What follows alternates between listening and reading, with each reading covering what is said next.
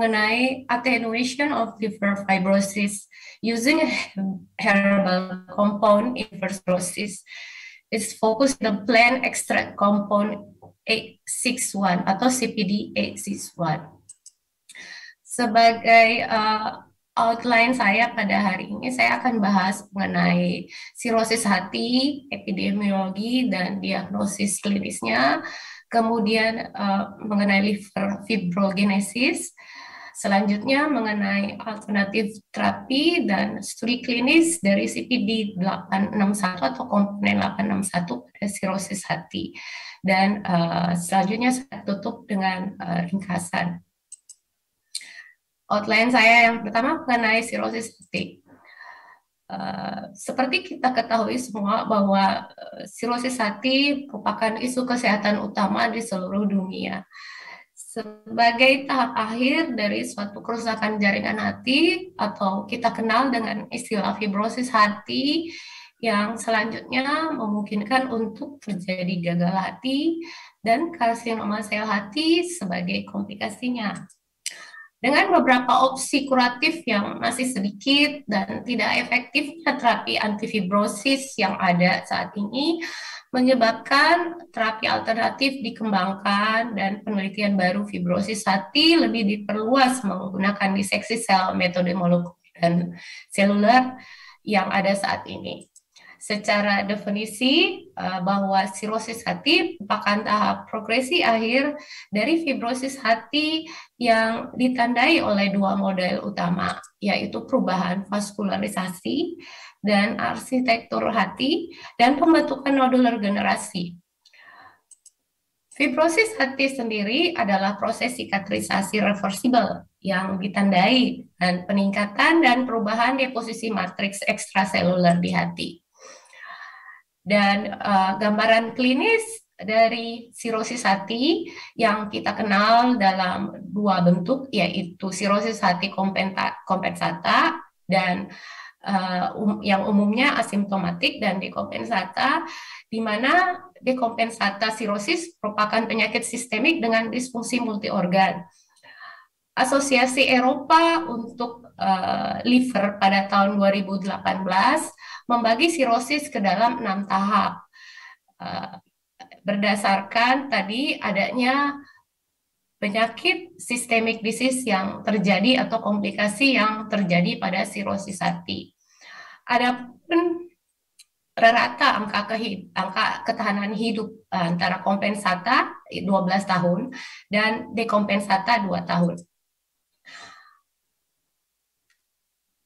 Slide ini memperlihatkan insiden sirosis hati berdasarkan hospital base di Makassar mulai tahun 2017 sampai pertengahan 2021. Dengan kejadian meningkat setiap tahun 2 sampai 3 kali di luar dari data ya bahwa pada tahun 2020 dan 2021 di mana kejadian pandemi COVID ini menurunkan angka pasien baru. Etiologi terbanyak oleh virus hepatitis B dengan sirosis dekompensata lebih dari 50%. Laki-laki lebih banyak menderita sirosis hati dengan usia tersering 40 sampai 60 tahun dengan prognosis dubia yang dijabarkan melalui kelas Child-Pah B yang sebagai paling sering kita temukan di kasus-kasus sirosis hati di Rumah Sakit Wahidin Sudirohusodo. Etiologi sirosis hati melibatkan banyak faktor, mulai dari penyebab infeksi dengan virus hepatitis kronik yang terbanyak, autoimun, dalam hal ini primary biliary cirrhosis, kemudian penyakit metabolik toksik yang saat ini yang sedang tren adalah penyakit perlemakan hati non-alkoholik, kemudian penyakit genetik herediter ini yang memang sangat jarang, tapi ada beberapa kasus sudah dilaporkan, dan penyakit-penyakit dari saluran hati, misalnya karena primary sclerosing cholangitis yang menyebabkan batu, ataukah sirosis biliar yang juga bisa disebabkan batu atau struktur. Kemudian penyebab lain misalnya akibat pengaruh obat-obatan, yang banyak di sini adalah pengaruh obat-obatan yang disebabkan karena penggunaan obat-obat antituberkulosis. Kemudian penyakit vaskular yang kadang-kadang juga kita jumpai, gagal jantung kanan itu mudah terjadi sirosis, dan sampai dengan penyebab yang tidak diketahui atau kriptogenik istilahnya. Adapun presentasi klinis dari sirosis hati kompensata lebih kurang bergejala dengan pemeriksaan fisik yang minimal atau sederhana seperti erythema palmaris itu paling sering ditemukan, sementara kompensata bisa memberikan gambaran klinis yang lebih berat sehubungan dengan komplikasi dari hipertensi portal dan disfungsi hati. Tanda-tanda kegagalan hati akan kita temukan pada kasus-kasus seperti hepatitis akut yang berat ataukah sirosis hati dekompensata pada tahap akhir. Pemeriksaan laboratorium ini merupakan salah satu pemeriksaan penunjang sebenarnya dalam membantu diagnosis, etiologi, keparahan penyakit, ataukah komplikasi dari sirosis hati itu sendiri. Jadi ini jenis-jenis pemeriksaan yang dapat kita lakukan pada pasien-pasien dengan sirosis hati. Pendekatan diagnostik untuk mendeteksi fibrosis hati itu sendiri saat ini memang sudah banyak beberapa pendekatan diagnostik tambahan kembang dalam mendeteksi sirosis hati, terutama melalui deteksi dan kuantifikasi fibrosis hati. Terbagi dalam pemeriksaan invasif seperti biopsi hati dan pemeriksaan hepatic venous pressure gradient yang langsung memasukkan kateter di vena cava superior dan tekanan di dalam hati.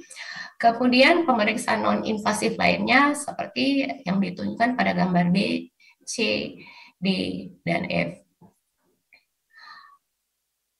Untuk biopsi hati sendiri memang masih merupakan gold standar untuk menilai baik secara spesifik patologi ataupun stage dari fibrosis itu sendiri. Tes-tes serum seperti pada gambar B, seperti ILF atau fibros test atau fibrometer dan lain-lain jenis itu bisa dilakukan. Kemudian imaging modality seperti elastografi yang berbasis akustik radio force impulse atau RV atau ultrasound yang elastografi transient yang sering kita gunakan sehari-hari. Ini merupakan salah satu metode non-invasif yang juga tersedia. Kemudian yang lain adalah pemeriksaan tes breath metabolik. Ini gunanya untuk menilai fungsi yang masih bagus pada hati lebih banyak dibanding untuk menilai struktur dari hati. Sementara tadi HVPG ini lebih banyak membutuhkan tadi kateterisasi. Dan metodenya ini memang berhubungan langsung dengan gambaran klinis dari sirosis hati itu sendiri. Dan yang terakhir, pemeriksaan elastografi ini yang memang banyak kita gunakan untuk menilai kekakuan hati. Ini bisa mereflekskan adanya fibrosis atau edema dan inflamasi di hati. Penanda serum yang paling sering digunakan dalam diagnosis fibrosis hati terlihat seperti pada tabel ini. Mulai dari pemeriksaan APRI, FIB4, kemudian Navel Fibrosis Score atau NFS, dan Fibrostest. Masing-masing mempunyai sensitivitas dan spesifitas yang cukup baik, kecuali mungkin pada APRI di sini kita temukan untuk menilai fibrosis signifikan mempunyai spesifikasi yang sedikit lebih rendah, sama juga dengan penilaian dari fibrotest untuk menilai fibrosis yang signifikan. Namun masing-masing pemeriksaan ini, seromarker ini mempunyai sensitivitas spesifitas yang sangat baik, terutama dalam hal menilai diagnosis sirosis hati. Pemeriksaan kekakuan hati untuk diagnosis sirosis seperti transient elastografi di sini yang berbasis ultrasound, kita bisa lihat berdasarkan etiologi mempunyai sensitivitas spesifitas yang berbeda-beda berdasarkan etiologi dari penyakit hati kronik itu sendiri. Tapi dilihat dari yang lain-lain bahwa rata-rata pemeriksaan untuk penilaian kekakuan hati ini mempunyai sensitivitas spesifitas memang yang cukup baik, rata-rata di atas 80% untuk mendeteksi sirosis. Ada prognosis dari sirosis hati dekompensata ataupun kompensata ini, terutama ini dihubungkan dengan kelas CHILPA. Jadi di sini kita bisa lihat bahwa dalam penilai prognosis, terutama sirosis hati dekompensata, sebenarnya ya di sini beberapa parameter yang menentukan. Pertama ada asites atau tidak, kemudian ensefalopati, ada nilai dari pemeriksaan laboratorium seperti albumin atau bilirubin, prothrombin time atau INR. Ini kemudian ditambahkan dalam bentuk poin-poin nilai dan keluar dalam bentuk kelas CTPA, B, dan C. Kelas CTPA, B, dan C ini tidak hanya bisa menilai survival pada pasien-pasien sirosis juga, tapi juga bisa menilai pada pasien-pasien yang akan dilakukan pembedahan misalnya, atau pada pasien-pasien yang memang kita dikonsul untuk mengevaluasi penyakit hati yang akan dilakukan pembedahan.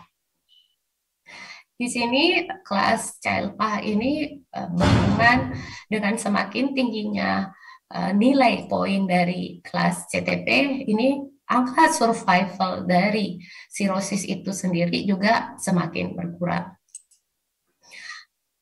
Untuk terapi sirosis kompensata, ini sedikit berbeda dengan sirosis dekompensata, di mana kalau untuk sirosis dekompensata berdasarkan dari studi Eropa Guidelines tahun 2018, ini adalah mencegah progresi dari penyakit dekompensata pasien itu sendiri dengan beberapa target yang ditetapkan, yaitu target secara abnormalitas mikrobiom atau translokasi bakteri dengan memperbaiki aksis liver dan usus, ya, yang biasa obat-obatan yang kita berikan memperbaiki target mikrobiom. Ini adalah rifaximin, mudah-mudahan sebentar lagi masuk di Indonesia, ada di Indonesia. Kemudian memperbaiki gangguan sirkulasi, mengobati tahap inflamasi, kemudian menargetkan hipertensi portal dengan contoh pemberian beta blocker. Dan juga yang paling akhir adalah transplantasi hati. Untuk sirosis kompensata sendiri, terapi lebih banyak dilakukan untuk mengeliminasi penyebab. Dalam hal ini mungkin misalnya kalau penyebabnya adalah virus hepatitis diberikan antivirus dan juga mencegah obat-obat yang bisa menyebabkan hepatotoksik. Dan yang lain sebagai kita punya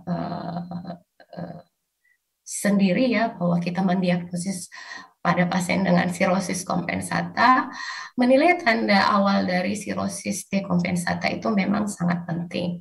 Dan yang lain adalah diberikan nutrisi yang adekuat untuk pasien-pasien kompensata.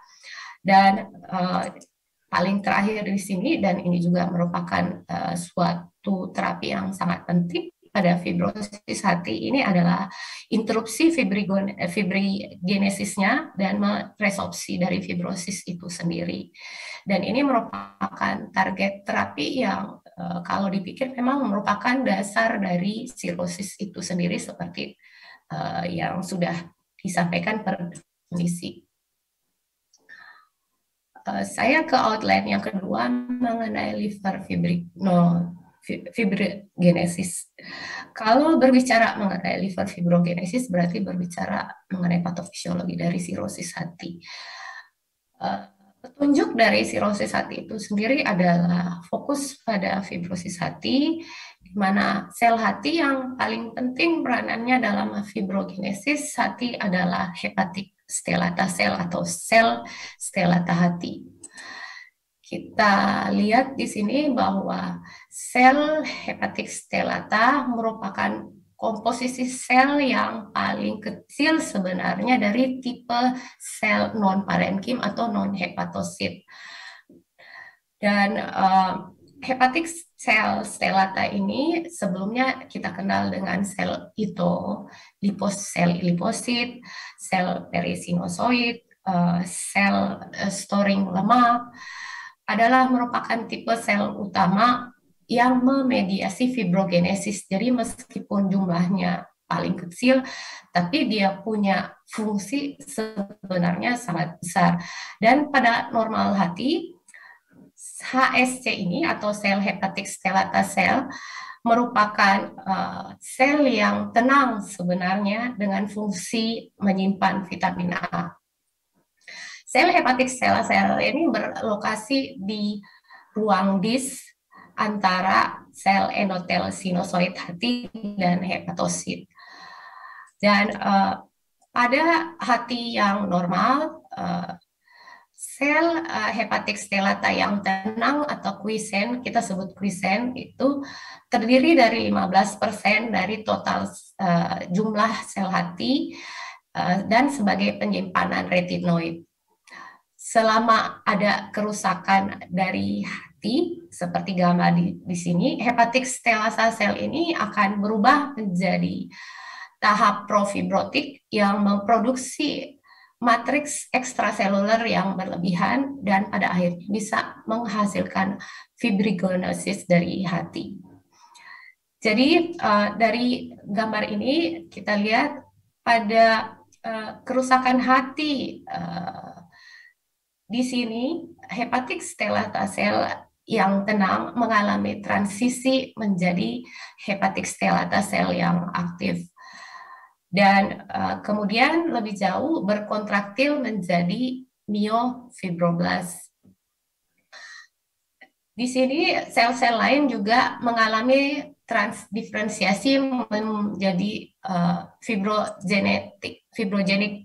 Jadi peran penting dari stellata hati ini adalah dalam memproduksi dan mendegradasi matriks ekstraseluler. Slide ini menggambarkan berbagai jenis sumber fibrogenik di sel yang bisa menyebabkan fibrosis hati juga. Dan di sini sel-sel lain yang bisa terjadi myofibroblas itu sendiri memang mempunyai peran yang relatif terhadap produksi matriks ekstraseluler dan pada penyakit-penyakit yang terjadi di manusia katanya sih memang mereka mempunyai hubungan yang tidak terlalu jelas. Tapi ada beberapa studi yang mengindikasikan bahwa tambahan bahan dari matriks ekstraseluler termasuk dari bone marrow ini sendiri yang berasal dari peningkatan sirkulasi fibrosit, kemudian portal dari fibroblast dan epitel mesenkimal transisi ini yang berasal dari hepatosit dan kolaniosit ini dapat yang ditengarai oleh signal dari hedgehog itu sendiri dan juga dari bone morphogenetic protein ini menyebabkan peningkatan dari myofibroblast dan ditambah lagi MET atau mesenchymal to epitel transisi yang muncul ini yang berasal dari sel mesenchymal epitel juga mempunyai peran yang berarti dalam jalur penyakit-penyakit yang terjadi pada manusia. Gambar ini memperlihatkan bagaimana normal liver dan struktur di dalam hati. Di sini kita bisa lihat sel cover dengan hepatosit yang disertai dengan fili-fili yang banyak di sekitarnya dan adanya ruang dari dise yang cukup luas ya. Di sini sel hepatik stellata berada di antara sel hepatosit dan sel sinusoid endotel ya. Kemudian di bawahnya ini adalah lumen sinusoid di mana sel cover berada. Di sini bentuk dari sel stellata hati ini dalam bentuk quiescent atau kita sebut sebagai bentuk tidur ya. Dan melalui apabila terjadi kerusakan hati ya berdasarkan berbagai etiologi, hepatik stellata sel ini akan mengalami proses aktivasi berubah dari bentuk yang quiescent yang tenang yang banyak mengandung vitamin A menjadi berproliferasi fibrogenik kontraktil myofibroblast dan ini pada akhirnya menutup lumen yang ada antara hepatosit dan sel sinusoid. Di sini kita bisa lihat bahwa terjadinya fibrosis hati tahap lanjut akan menyebabkan perubahan dari hepatosit itu sendiri di mana mikrofili itu menjadi berkurang atau menghilang, bisa menghilang. Terjadi banyak pembentukan jaringan-jaringan sikatrik atau matrik ekstraseluler diakibatkan aktivasi dari sel stellata berubah menjadi myofibroblast dan menghasilkan ekstraseluler yang banyak. Hilangnya pori-pori yang berguna untuk sistem nutrisi di antara sel-sel sinusoid lumen, sehingga hal ini akan menyebabkan peningkatan dari resistensi aliran darah di dalam hati. Dan lebih jauh lagi, hal ini pada akhirnya akan menyebabkan terjadinya tekanan portal yang tinggi di hati. Dasar patofisiologi dari sirosis hati ini adalah diakibatkan oleh kematian dari hepatosit dan hilangnya parenkim hati.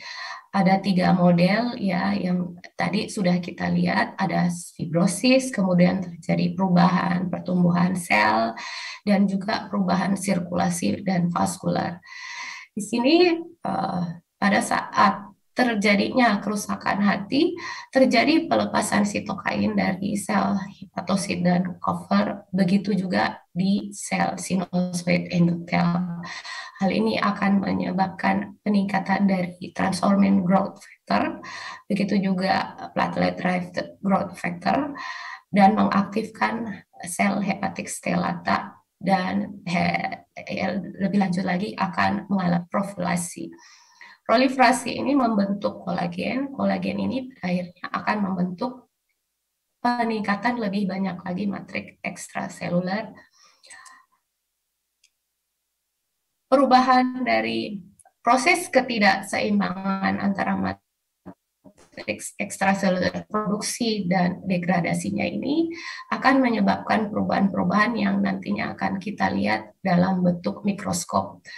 yaitu jadinya kita bisa melihat bahwa bentuk-bentuk fibrosis dengan terjadinya kerusakan akibat matriks ekstraseluler itu bisa terjadi dalam model ada portal fibrosis. Di sini masuk ke dalam tahap stage 1 atau biasa dalam histopatologi atau biopsi F1 dengan istilah F1. Kemudian F2 sudah mulai terjadi fibrosis periportal, septa-septa juga mulai terbentuk. Dan F3 di sini fibrosis septal disertai dengan portal-portal yang saling berhubungan satu sama lain. Kemudian F4 ini yang sudah terbentuk jembatan-jembatan fibrosis dan nodul-nodul regenerasi yang kita kenal sebagai staging F4. Saya masuk ke outline yang ketiga saya mengenai terapi alternatif dan gambaran klinis dari komponen 861 pada sirosis hati.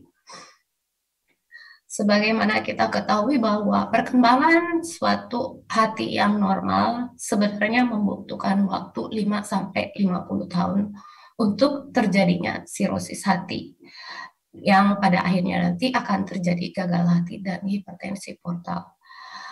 Perkembangan dari mal hati ke sirosis hati ini tergantung sebenarnya faktor dari host dan lingkungan, begitu juga etiologinya. Dan yang paling penting tadi di sini bahwa perkembangan tahap awal dari sirosis hati sebenarnya dimulai oleh adanya fibrosis yang awal. Di sini fibrosis yang awal dalam melakukan suatu dalam kita misalnya melakukan suatu terapi untuk etiologi itu sendiri, tahap awal fibrosis ini sebenarnya bisa mengalami resolusi kembali menjadi hati yang normal. Kemudian untuk sirosis hati itu sendiri dalam mencegah untuk terjadinya regresi ini dibutuhkan suatu obat-obatan ataukah terapi-terapi yang mengobati fibrosis tahap lanjut itu sendiri. Dan di sini selain mengobati etiologi dari penyakit hati itu sendiri untuk mencegah sirosis hati, terapi pemberian seperti obat-obat antifibrotik dan sel terapi itu memang dibutuhkan saat ini. Dahulu bahwa sirosis hati itu sendiri merupakan suatu paradigma yang kita ketahui suatu keadaan yang sudah tidak bisa lagi reversible. Ini sampai tahun 92. Namun semenjak ditemukannya berbagai metode pemeriksaan analisa atau laboratorium yang lebih canggih lagi, atau mekanisme sirosis itu sendiri sudah lebih banyak diketahui. Dan melihat dari itu, beberapa sarjana-sarjana yang berperan dalam melakukan studi untuk melihat terjadinya reversible fibrosis hati dan sirosis hati ini oleh Friedman dan Montgomery, ini meyakinkan bahwa keadaan-keadaan yang terjadi selama kerusakan hati yang bisa menyebabkan fibrosis dan sirosis hati itu sendiri umumnya sebenarnya bisa dapat diperbaiki apabila belum masuk ke dalam tahap sirosis hati yang tahap akhir. Di sini studi mengenai reversal sirosis hati secara praktis klinis sebenarnya pertama kali sudah dilaporkan sejak 40 tahun lalu, di mana perbaikan sirosis ini terlihat pada studi-studi yang menerapi pasien hemochromatosis dan penyakit Kelsen dengan menggunakan steroid untuk autoimun juga ya di sini. Jadi ini adalah studi-studi yang memperlihatkan bahwa sirosis itu sendiri apabila dilakukan terapi berdasarkan etiologinya bisa mengalami perbaikan. Di sini kita bisa melihat gambar dari aktivasi hepatic stellata cell yang menyebabkan suatu proses terjadinya kerusakan jaringan hati atau sirosis hati itu sendiri. Uh, Aktivasi dari hepatic stellata cell ini sangat penting dalam kiranya nanti tata laksana obat-obat anti fibrosis. Di sini kita lihat gambar sebelah kiri memperlihatkan suatu proses tahap akibat aktivasi dari hepatosit dan sel cover menyebabkan aktivasi dari stres oksidatif dan pengeluaran sitokain dan juga pengeluaran proinflamasi dari sel cover dalam hal ini TNF alpha interleukin ya, yang menyebabkan hepatic stellata cell yang mengalami quiescent, dia mengalami aktivasi berubah menjadi myofibroblast. Aktivasi dari hepatic stellata yang tenang ini juga ditengarai oleh transforming growth factor atau interleukin 13 menjadi bentuk myofibroblast. Myofibroblast ini pada akhirnya akan merubah matrik metaloproteinase dan cannabinoid inhibitor ini akan membentuk suatu remodeling extracellular matrix. Dan myofibroblast ini juga akan mengaktifkan sitokain, natural sel, makrofag, dan sel dendritik yang sangat penting dalam proses fibrogenesis sehingga terjadi apoptosis myofibroblast. Dan di sini kepentingan dari PPR gamma ini sangat penting peranannya untuk menginaktivasi hepatic stellata cell. Jadi dalam regresi fibrosis hati oleh liver itu sendiri ada proses-proses yang terjadi agar supaya terjadi keseimbangan antara proses degradasi maupun sintesis dari matriks ekstraseluler. Terapi antifibrotik di sini beberapa bekerja pada berbagai proses di sini mulai dari menginhibisi stres oksidatif yang dikeluarkan oleh hepatosit, menahan pengeluaran dari transforming growth factor, menahan pengeluaran juga dari TGF beta sehingga myofibroblast tidak terjadi pembentukannya. Kemudian ada dua studi terbaru tahun 2020 mengenai patomekanisme profibrogen yang melibatkan sel-sel hepatik makrofag yang nantinya juga sebagai terapi makrofag untuk perbaikan fibrosis pada sirosis hati itu sendiri. Berdasarkan patofisiologi dari target antifibrotik itu sendiri, kita bisa lihat di sini bahwa tadi yang seperti saya sampaikan mekanismenya ini adalah obat-obatan anti hepatic fibrosis yang digunakan di klinis. Namun beberapa dari obat-obatan ini seperti contohnya penekanan dari transformed growth factor yang memang sebenarnya sangat merupakan molekul inflamasi yang sangat penting ya. Ini mempunyai efek samping sistemik dapat menaikkan inflamasi sehingga dikatakan pada pemberian inhibisi transformed growth factor ini hanya diberikan secara lokal.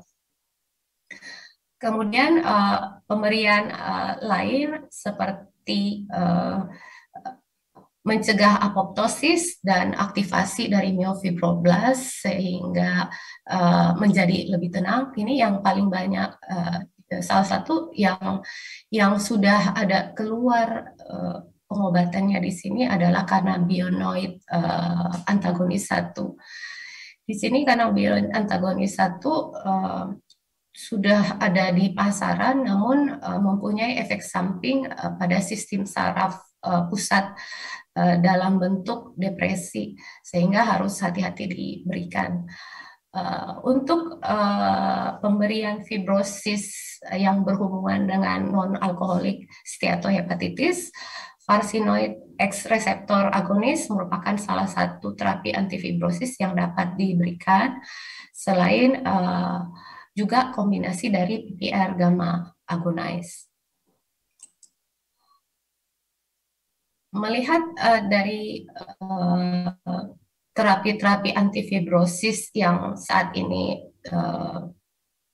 efikasinya masih belum dapat digunakan dengan lebih baik atau dengan adanya berbagai macam efek samping akibat bahan-bahan kimia obat-obat antifibrosis itu sendiri, perkembangan mengenai terapi alternatif herbal dalam hal ini tradisional medicine Chinese dimulai dikembangkan oleh Dr. Sang di Cina. Di sini memang akan kita lihat beberapa perbedaan filosofi mengenai TCM dan obat-obatan kimia yang kita gunakan, ya, mulai dari metodenya, kemudian dari objektifnya, kemudian emphasize-nya kita berdasar pada hubungan atau peran dari penyembuhan tubuh itu sendiri kalau untuk TCM, dan orientasinya. Di sini gambar ini memperlihatkan sehubungan dengan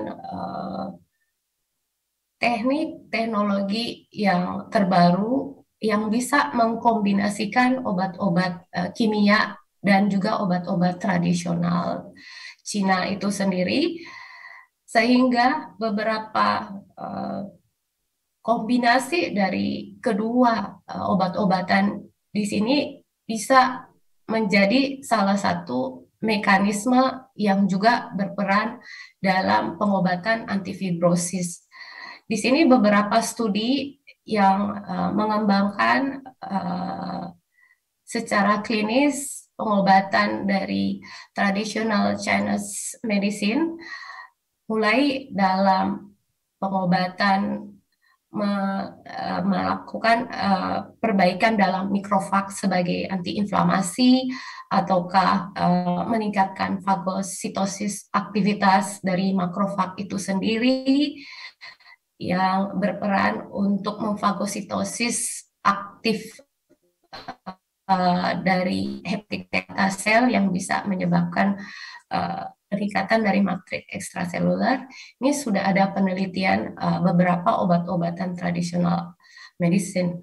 Begitu juga obat-obat TCM yang bekerja sebagai antioksidan atau proteksi hati di hepatosit. Dengan mengkombinasi kedua jenis dari terapi tradisional dan terapi kimia obat-obatan, terapi untuk perbaikan dari sel hepatik stellata itu sendiri dapat dilakukan mulai pada proses proapoptotik, antiproliferatifnya, antioksidatif, atau secara langsung sebagai antifibrotik maupun proapoptotik. Dan ini masih banyak lagi studi-studi setelahnya yang mencoba melakukan kombinasi gabungan antara obat-obatan tradisional Chinese medicine dengan obat-obatan kimia. Ini adalah salah satu contoh clinical studi eksperimen kombinasi gabungan untuk memperbaiki fibrosis hati dari Cina oleh Profesor Wang Baoen yang terkenal dengan obat-obat tradisional Chinese herbal medicine, bekerja sama dengan Jepang. Di sini pada studi ini mereka menggunakan pasien-pasien hepatitis B yang sedang diterapi dengan obat antivirus. Dan ini merupakan salah satu dasar dari pemberian obat-obat antifibrotik herbal medicine untuk fibrosis sirosis hati. Tabel ini memperlihatkan studi klinis dan efikasi dari tradisional Chinese herbal medicine dalam terapi penyakit hati kronik. Ini ada beberapa. Salah satunya ini adalah komponen dari 861 yang masuk ke dalam studi klinis random control trial. Di sini digunakan pada sirosis tahap awal pada pasien hepatitis B dengan durasi pengobatan 24 minggu dengan parameter fungsi hati, marker fibrosis, dan derajat dari nekrosis inflamasinya. Studi ini dikeluarkan oleh Ying dan kawan-kawan pada tahun 2004. Mengenai komponen 861 itu sendiri, ini pertama kali dipublikasikan pada tahun 99, sebenarnya merupakan suatu ekstrak cairan dari 10 herbal, terutama herbal dari Salvia miltirisa, Astragalus, dan Spatholobus. Tiga komponen utama dari 861 ini, terutama salvia, memang diketahui mempunyai efek hepatoprotektor. Di sini gambar ini memperlihatkan bagaimana mekanisme dari komponen 861 dalam memperbaiki ketidakseimbangan dari sintesis dan degradasi fibrogenesis. Dan kita tahu bahwa terjadinya fibrosis hati dan sirosis berasal dari ketidakseimbangan atau berlebihannya deposisi dari matriks ekstraseluler atau menurunnya dari degradasi ekstraseluler matriks. Dan komponen 861 di sini dikatakan bisa memperbaiki ketidakseimbangan itu sendiri. Ini adalah studi mengenai komponen 861 mulai penelitian studi berdasarkan hewan coba yang dilakukan oleh Profesor Wang dan kawan-kawan pada tahun 96. Di sini hasil dari studi hewan cobanya memperlihatkan bahwa sebelum diberikan terapi komponen 861, dilakukan model untuk meningkatkan komposisi dari kolagen itu sendiri. Dan selanjutnya dilakukan follow up pada bulan kedua dan bulan keempat. Dan di sini terlihat bahwa pada pasien dengan pemberian komponen 861 pada bulan kedua dan bulan keempat terjadi penurunan komposisi kolagennya dibanding dengan kontrol. Dari 5 mg per gram berat kolagen tersebut menjadi 2,4 gram post terapi 4 bulan. Yang kedua, mengenai studi clinical trial yang dilakukan oleh Wang dan kawan-kawan. Di sini pemberian dari komponen 861 ini diberikan selama 6 bulan dan dinilai gambaran histopatologinya secara biopsi hati. Dan hasil dari penilaian tersebut didapatkan bahwa distorsi struktur dari lobus hati ini mengalami regresi menjadi bentuk normal kembali. Selain itu, bahwa pada kasus-kasus di mana sudah terjadi fibrosis, didapatkan terjadi regenerasi yang lebih cepat hepatosit di sekitar area porta, yang merupakan salah satu tanda terjadinya fibrosis di daerah porta. Studi yang ketiga mengenai komponen 861 yang menggunakan konfirmasi biopsi hati sebagai gold standard. Ini merupakan studi double blind random control yang masuk ke dalam studi yang paling terkenal. Studi ini melibatkan 136 pasien hepatitis B dengan fibrosis hati dan sirosis awal yang secara random diberikan terapi komponen 861 untuk pengobatan 24 minggu. Dari hasil penilaian ini yang dinilai adalah serum fibrosis marker termasuk hyaluronic acid, kemudian ada kolagen tipe 4 dan tipe prokolagen tipe 3, ada juga laminin dan serum matriks metaloproteinase dan tisu inhibitor metaloproteinase. Biopsi dilakukan sebelum dan setelah terapi 24 minggu, kemudian dinilai berdasarkan sistem scoring Seur dan Shepler. Hasil dari studi klinis yang ketiga ini memperlihatkan penurunan dari skor inflamasi, kemudian skor dari fibrosis hati, dan juga konten kolagen hati dibandingkan kontrol.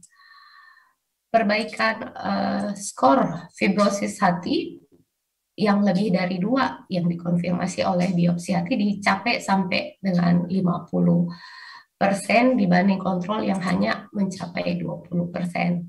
Kemudian serum penanda fibrosis dibanding dengan grup placebo mulai dari TIMP, MMP sampai dengan rasio TIMP dan MMP-nya ini menurut secara bermakna. Studi lain terbaru yang mengeksplorasi mekanisme kerja dari komponen 861 oleh Wang di Cina pada tahun 2004 ini menggunakan sel stelata hati manusia atau dengan istilah sel LX2, di mana dari hasil pemberian dari komponen 861 ini memperlihatkan bahwa kadar ekspresi messenger RNA dari alpha smooth muscle actin yang merupakan salah satu fibrogenesis yang berperan pada fibrosis hati mengalami penurunan, sehingga fibrosis hati ini dapat diperbaiki. Di sini terlihat penurunan dari proliferasi hepatitis dari ke-7 dibanding dengan hari ketiga. Penurunan dari proliferasinya sampai mencapai 25% dibanding kontrol.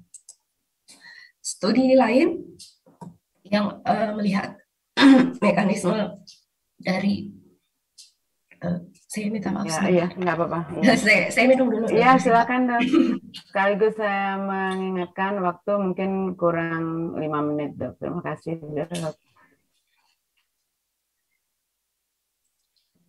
Baik, terima kasih Dokter Ziva. Saya udah mau selesai sebenarnya. Ya. Jadi ini adalah 2 studi terakhir yang terbaru yang menilai juga mekanisme kerja terapeutik dari komponen CPD 861 yang bekerja di signal SMAD dan TGF beta 1.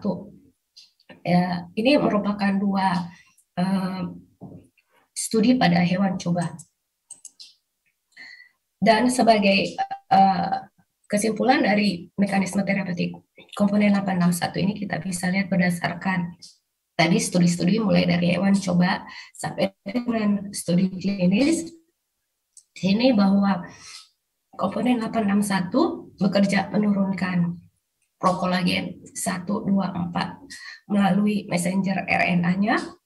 Begitu juga dia akan meningkatkan MMP melalui messenger RNA, menurunkan aktivasi dari sel hepatik stelata, menurunkan TGF-beta melalui mikroRNA, dan hal ini menyebabkan penurunan prokolagen dan juga matriks dan peningkatan matriks metaloproteinase. Dan hal ini akan menurunkan dari tisu inhibitor matriks proteinase mikroRNA, sehingga tisu inhibitor matriks proteinase kadarnya berkurang. Dan komponen 861 ini akan menyeimbangkan sintesis dari matriks ekstraseluler dan degradasi dari matriks ekstraseluler. Saya ingin berbagi sedikit data mengenai pemberian komponen 861 di Makassar. Jadi ini ada 38 pasien sirosis hati yang kita berikan komponen 861 3 kali sehari, dan kita menilai perbaikan dari sirosis fibrosis hatinya, kerusakan jaringan hatinya menggunakan elastografi atau fibroscan. Kita punya karakteristik pasien ini rata-rata memang usianya 50 tahun, tapi ada yang muda 18 tahun. Dengan laki-laki lebih dan hepatitis. Maaf, di sini fatty liver lebih banyak, kita yakin ya. Dan pemeriksaan laboratorium di sini yang mengalami peningkatan adalah bilirubin, INR, sedikit peningkatan dari GTGPT, albumin rata-rata masih bagus, yang paling itu adalah 2 saja, dan untuk trombosit memang ada yang sampai di bawah 100.000. Rata-rata dari kekakuan hatinya adalah 20,6 kPa, dengan stage dari fibrosis itu kalau yang F3, F4 pada 11 pasien, dan F4 itu pada 27 pasien. Jadi di sini memang lebih banyak kasus F4 atau sirosis hati. Hasil dari penilaian follow up elastografi pasien atau fibroscan kami dapatkan di sini, kita bagi menjadi 2, mereka yang dengan staging F3, F4 yang mengalami perbaikan staging fibrosis hatinya, dan staging F4 yang mengalami perbaikan staging fibrosisnya. Rata-rata dari kedua staging ini yang memang termasuk staging berat yang mengalami perbaikan dalam pemberian komponen 861 dalam 3 bulan terapi. Dan jika dilihat dari perbaikan berdasarkan staging F4 menuju ke staging F0, F1 yang kita memang harapkan nilainya jadi normal ya, dan staging dari F3, F4 menjadi F0, F1 itu rata-rata mencapai dalam angka terapi pemberian komponen 861 3 sampai 6 bulan terapi. Dan sebagai hasil di sini kita bisa dapatkan bahwa regresi dari kekakuan hati atau fibrosis hati, sirosis hati pasien ini kita dapatkan lebih dari 60% dengan pemberian komponen 861 dibanding pada pasien-pasien yang tidak mengalami regresi yang hanya sekitar 30%. Adapun mengapa sebagian terutama yang F4 tidak mengalami regresi ini karena tiba-tiba pasiennya menyetop obat di tengah pengobatan, tiba-tiba tidak compliance, tidak tahan dengan obatnya atau hilang dalam follow up. Ini dari pemeriksaan hasil laboratorium didapatkan perbaikan dari bilirubin, bilirubin, INR terutama juga, dan albumin. Begitu juga dengan perbaikan dari trombosit, tapi memang rata-rata trombosit masih dalam batas normal itu saja, yang 90.000 itu memang ada perbaikan naik. Sebagai kesimpulan ringkasan dari saya punya lecture hari ini, bahwa fibrosis hati itu melambangkan suatu keadaan tahap akhir dari fibrosis hati yang progresif pada setiap penyakit hati kronik apapun etiologinya. Fibrogenesis hati merupakan proses dinamik dari perubahan matriks ekstraseluler melalui jalur dari aktivasi sel hepatik stelata. Dan HERNA komponen 861 dapat mengatur ekspresi kadar dari sintesis kolagen, dan gen yang berhubungan dengan degradasi dari matriks ekstraseluler sehingga bisa memperlihatkan efek antifibrosis pada liver cirrhosis. Demikian saya punya lecture pada hari ini, teman sejauh sekalian yang saya hormati. Semoga terima kasih atas perhatiannya semua. Semoga kita semua selalu diberikan ridho dan hidayahnya dalam menjalankan tugas hari-hari. Wassalamualaikum warahmatullahi wabarakatuh. Stage dari liver disease, dan kita tahu bahwa peran HSC itu sangat krusial dalam menentukan arah fibrosis hati. Dan sebetulnya endpoint dari terapi sirosis hati adalah bisa terjadi reversal dari fibrosis ya. Selain yang utama memang mencegah terjadinya fibrogenesis. Dan di sini tadi paparan yang disampaikan oleh Dr. Farda bahwa ada compound 861 ya dari BioLife mungkin yang siang hari ini kita baca dengan AFC yang mungkin bisa menjadi pertimbangan bagi para klinisi yang tentunya tadi data-data terkait dengan trial ya, penelitian yang sudah dilakukan juga sudah sangat banyak, dan semoga itu bisa menambah wawasan kita dan mungkin bisa memberikan pertimbangan bagi kita dalam terapi untuk pasien-pasien sirosis hepatis. Demikian saya sebagai moderator mohon maaf dan mengucapkan terima kasih serta mendoakan Dr. Farda semoga lekas sehat ya dok ya, tetap semangat, jaga kondisi ya. Terima kasih sekali dan kita sangat mengapresiasi. Akhirnya saya akhiri. Wassalamualaikum warahmatullahi wabarakatuh. Saya kembalikan kepada MC.